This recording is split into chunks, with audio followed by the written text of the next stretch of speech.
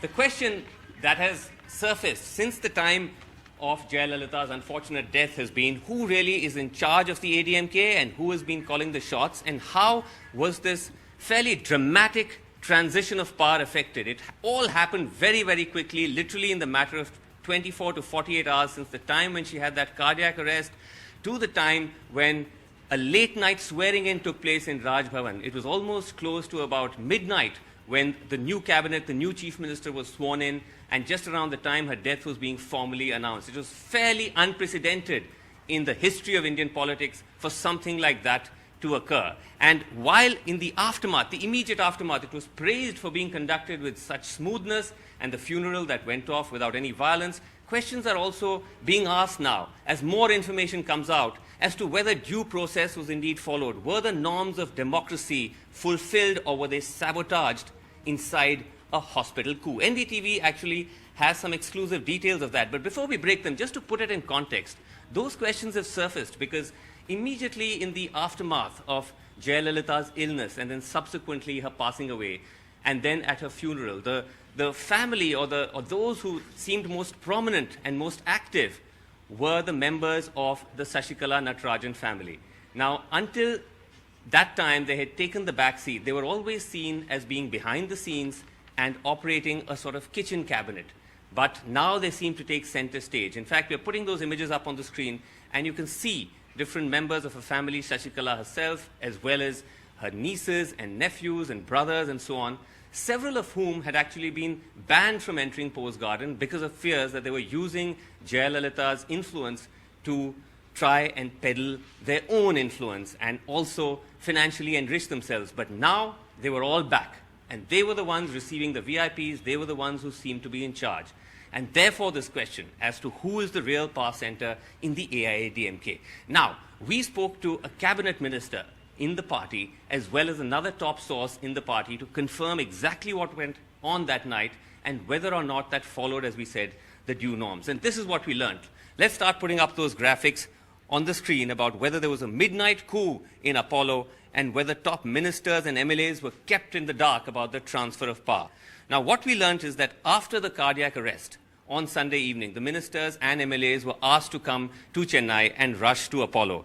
At about 10:40 p.m. on Sunday night, they were told that Jayalalithaa was only going to undergo a minor procedure. This included the gentleman who's now the chief minister himself, Mr. O. Selvam. But that procedure actually went on till 4 a.m. And then they were told she's being taken back to the ICU. No explanation was given to them why a minor procedure lasted nearly 6 to 7 hours. When they tried to see her as she was being taken from one side to the next, they found that screens had been erected inside the Apollo second floor. This is where Jayalalithaa has been for the past 70 days, and they couldn't actually see what was going on. This, they also said to us, was the first time that something like this happened. At 11 a.m. on Monday, they were asked to gather in the basement of Apollo for a meeting of the MLAs and the ministers. At this meeting, they were made to sign 3 blank pages. Now, each of these pages were an A4 sheet of paper, and it had just their names and then a blank space next to it to sign, and they all signed these sheets of paper. No explanation was given to them what these sheets of paper were about or what was the purpose of the meeting. It just simply was a set of instructions given, and they followed it. No senior party officials were present to preside over it as well. Subsequently, they were asked to remain inside the hospital.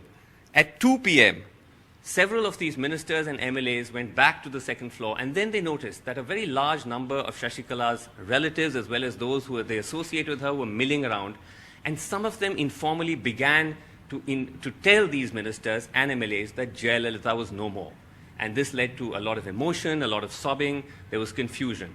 They were then told to go to the party headquarters for the meeting at 6 p.m. This was actually the formally intimated meeting. Remember that many of the details we're now sharing with you were not formally confirmed to us. We'd heard that there was an informal meeting of the MLAs in the hospital, but the party denied it. The formal meeting, they told us, was at 6 p.m. at party headquarters.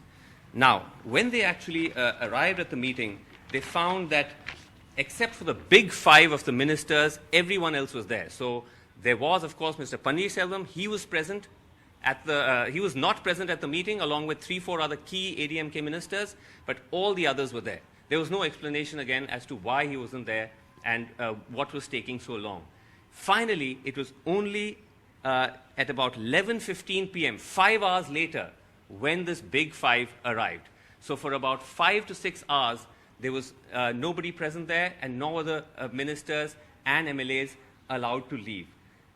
There's this suspicion now that it is during this time that important negotiations were taking place between the AIADMK's top leadership and the Sasikala family inside the hospital about what would be the next step in this transition of power.